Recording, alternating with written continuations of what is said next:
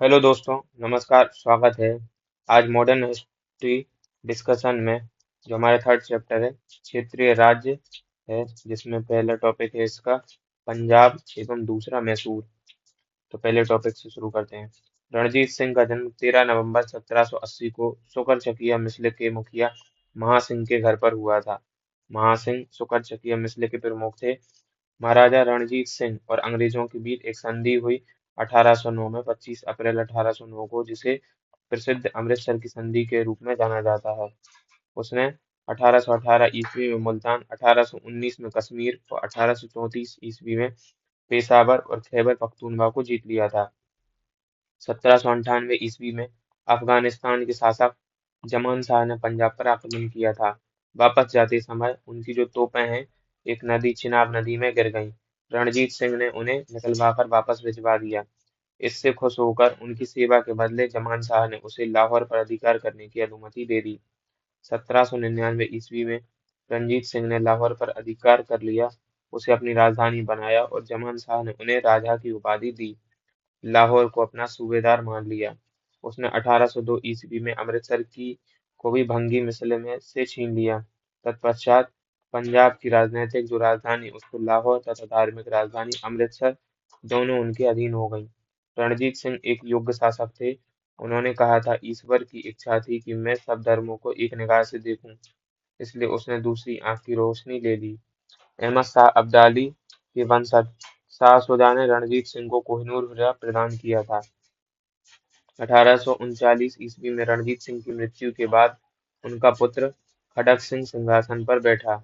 इसे अफीम खाने की आदत थी। इसके शासनकाल के दौरान शीघ्र ही दरबार दो विरोधी दलों संधावालिया सरदार चेतन सिंह, अतर सिंह, लहना सिंह तथा उनके भतीजे अजीत सिंह एवं डोगरा बंधुओं ध्यान सिंह, गुलाब सिंह और सुचेत सिंह की प्रतिद्वंदिता के कारण पंजाब में जो है एक अराजक स्थिति फैल गई। चिलियांवाला का जो युद्ध है, 13 जनवरी 1849 को लड़ा गया डलहौजी के काल में। इस युद्ध में अंग्रेजी सेना का नेतृत्व लॉर्ड गफ ने किया था और सिख सेना का नेतृत्व शेर सिंह के नेतृत्व में लड़ी। यह युद्ध अनिर्णायक रहा। इस युद्ध के समय भारत का जो गवर्नर जनरल था, वह डलहौजी था। महाराजा दिलीप सिंह सिख साम्राज्य के अंतिम शासक थे। उन्होंने 1843 से 1849 तक शासन किया।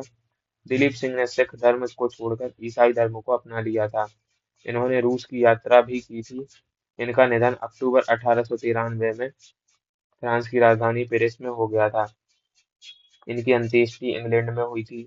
1849 ईस्वी में दूसरा एंग्लो सिख युद्ध की समाप्ति पर अंग्रेजों द्वारा पंजाब का विलय कर लिया गया तथा जो पंजाब के राजा थे दिलीप सिंह को पेंशन भेजकर बाद में ब्रिटेन भेज दिया गया।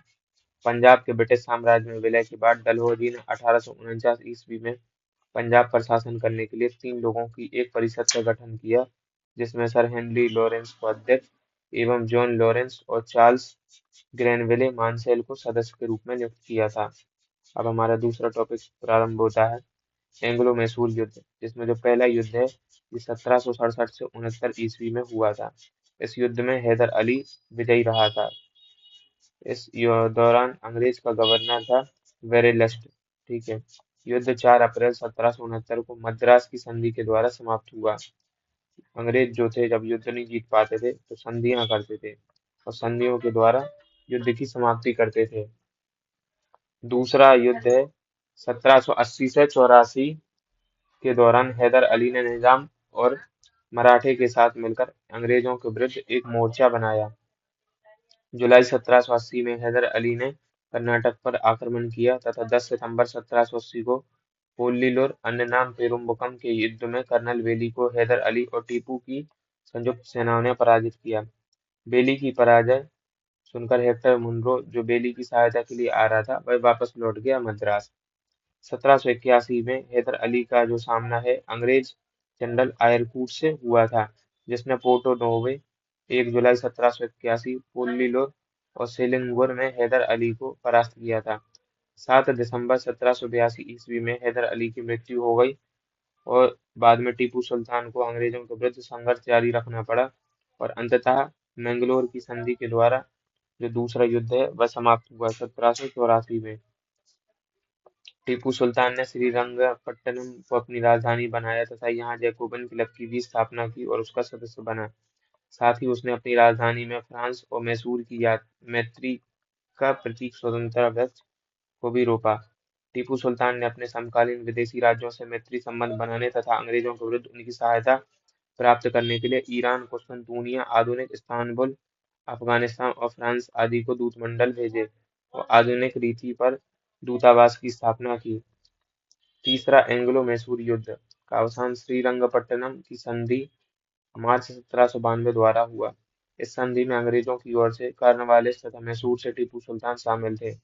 टीपू सुल्तान चौथे एंग्लो-मैसूर युद्ध 1799 ईस्वी के दौरान अंग्रेजों से लड़ते हुए मारे गए। इसके कुल के सदस्यों को वेल्लोर में कैद कर दिया गया।